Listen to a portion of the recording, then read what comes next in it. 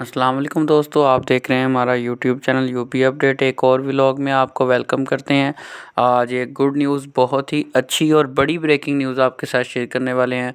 पे and pension report अमल दरामद आज से शुरू हो चुका है। वज़ीर आज़म का तनख्वाहें मज़ीद बढ़ाने का हुक्म सरकारी मुलाजमीन और पेंशनर्स की समझ सुनी गई है। जैसा कि आप सब जानते हैं कि पंजाब के अंदर ख़ासकर कट पर कट लग रहे थे, जिसके हवाले से जो था मुख्तलिफ एहतजाज भी जारी थे। अगीगा के चेयरमैन जो थे उन्होंने भी काफ़ी अपनी कोशिश जारी रखी और स्ट्राइक्स का ऐलान रखा। 4 नवंबर को भी एहतजाज की कॉल की गई। उसके बाद फिर 5 को मीटिंग हुई। आपको पता है, मैंने इसी यूट्यूब चैनल पर आपके साथ वो सारी सूरत हाल डिस्कस की थी। जो 5 को मीटिंग हुई, 5 के बाद फिर बुध वाले दिन 7 को जो मीटिंग हुई। और इसके अलावा जो है वफाक के अंदर जो जो पेशरफ्त सामने आई है सरकारी मुलाजमीन की तनख्वाहों के हवाले से, वो आपके साथ आज हम शेयर करने वाले हैं।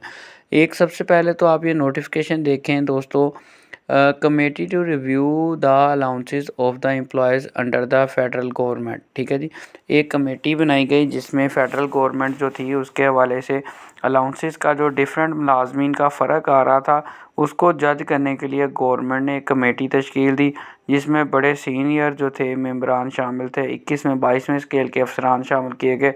और ये कमेटी जो थी डायरेक्ट जो थी वो प्राइम मिनिस्टर के कहने पर तश्कील दी गई थी, जिसमें मुलाजमीन का जो डिस्पैरिटी था डिफरेंट डिपार्टमेंट्स का, उस हवाले से डिस्कशन की गई कि ये फ़र्क क्यों है, तज़ाद क्यों है। एक बंदा 14वें स्केल का अगर एक डिपार्टमेंट है तो दूसरे डिपार्टमेंट का 14वें स्केल का ही बंदा जो है उसकी सैलरी में जो है इतना ज़्यादा फ़र्क और इतने अलाउंसेस में फ़र्क और पेंशन में फ़र्क या तज़ाद क्यों पाया जा रहा है। इस हवाले से इस कमेटी का मकसद ये था कि वो गवर्नमेंट को ये बताए कि किन किन डिपार्टमेंट्स में फ़र्क है, किन किन वफाक के अलावा किन किन सूबों में कितना कितना फ़र्क है मुलाजमीन का। जो हर आए दिन ये मसला खड़ा हो जाता है कि हमें डिस्पैरिटी अलाउंस नहीं मिला, हमें डिस्पैरिटी अलाउंस नहीं मिला। डिस्पैरिटी का मतलब भी दोस्तों तज़ाद को ख़त्म करना होता है, फ़र्क ख़त्म करना होता है। तो जिन मुलाजमीन की तनख्वाहें कम थी वो हर दूसरे दिन एहतजाज करते थे कि डिस्पैरिटी अलाउंस दें हमें, ताकि हमारी तनख्वाहें भी बाकी मुलाजमीन की तनख्वाहों जितनी हो जाएँ। ख़ासकर जैसे सूबा पंजाब का मैंने आपके साथ ज़िक्र किया। तो इस हवाले से गवर्नमेंट ने अब एक कमेटी तश्कील दी जो ये सारा डाटा इकट्ठा करेगी, किस डिपार्टमेंट में कितने बंदे हैं, कितना फ़र्क है, अलाउंसेस का कितना फ़र्क है, और वो डायरेक्ट रिपोर्ट सीएम और पीएम दोनों को करेगी। इस कमेटी का यहाँ पर जो इस नोटिफिकेशन में लिखा गया है ये भी देख लेते हैं। The committee shall have following TORs। Number 1 पर है review the existing structure of pay या allowances admissible to employees working under the federal government, particularly with reference to the nature of their job. ख़ास तौर पे वो कह रहा है वफाक के मुलाजमीन, आपको पता है वफाक के अंदर तो पहले गवर्नमेंट बड़ी ही ज़्यादा मेहरबान है, ज़रूरत से ज़्यादा मेहरबान है। हर आए दिन 85% अभी ने हाल ही में सीलिंग अलाउंस भी मिलकर हटा है। तो इसके अलावा उन्होंने कहा है कि वफाक के जितने भी मुलाजमीन हैं अगर उनका कोई फ़र्क है, अलाउंसेस का फ़र्क है, सेम स्केल है लेकिन डिपार्टमेंट मुख्तलिफ होने की वजह से फ़र्क है, तो आप वो हमें बताएं कितने मुलाजमीन हैं। नेक्स्ट है जी नंबर 2 पर पॉइंट जो है, review the petitions highlighting anomalies discrimination received by the finance division from different organization या डिपार्टमेंट्स। ठीक है जी, फॉर द फैक्चुअल पोजीशन।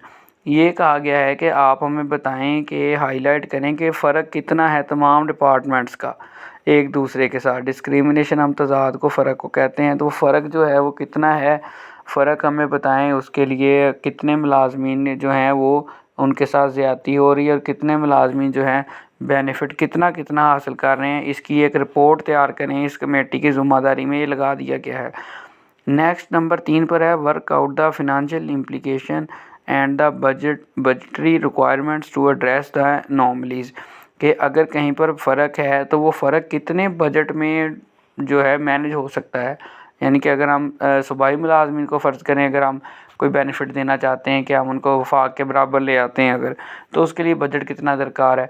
तो ये दोस्तों बहुत बड़ी गेम है। अगर इस पर सूबाई लेवल पर भी फेडरल में तो आप समझ लें 100% हो चुका है, ये अमल दरामद शुरू हो गया आज से। इसी तरह सूबाई पर भी बात जारी है, लेकिन अगर सूबाई जो मसला कहाँ पर आ जाता है कि सूबाई मुलाजमीन की तादाद है बहुत ज़्यादा, फेडरल की तादाद है बहुत कम। जब सूबाई मुलाजमीन को इतना बड़ा बेनिफिट देने के लिए बजट बनता है तो फिनांस डिपार्टमेंट उसको मुस्तरद कर देता है कि भाई ये जितना आप बजट मांग रहे हो तो हमारे पास है ही नहीं, क्योंकि वो अमाउंट बहुत ज़्यादा बन जाती है। तो इसलिए, लेकिन ये आगाज़ हो चुका है, अब रिपोर्ट बनेगी, पता चलेगा कितना बजट चाहिए, बजट पीएम सीएम दोनों के पास जाएगा। तो फिर वो अगर अप्रूवल देंगे तो तमाम सरकारी मुलाजमीन सूबाई लेवल पर जो हैं, सुबह पंजाब के मुलाजमीन जो हैं उनको भी इसका बेनिफिट हो जाएगा।